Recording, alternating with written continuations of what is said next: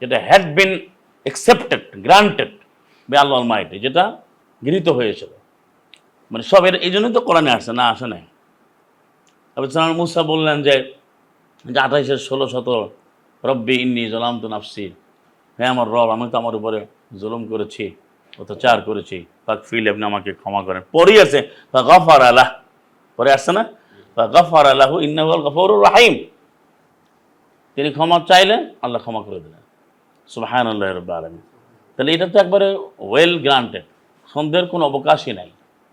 সেই নবীরা কেন আবেদন করেন যে আমাদেরকে মুসলিম হিসেবে গ্রহণ করেন?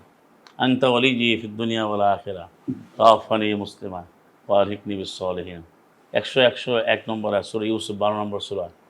সালাম ইউসুফের উপর যে কত বড় পরীক্ষা, তারপরে এই সব স্বপ্ন বাস্তবায়িত হওয়ার পরে, হ্যাঁ, একেবারে সব কমপ্লিট হয়ে গেছে, তারপরে বলছে আল্লাহ আপনি আমার দুনিয়া আখিরাতে আপনি অভিভাবক,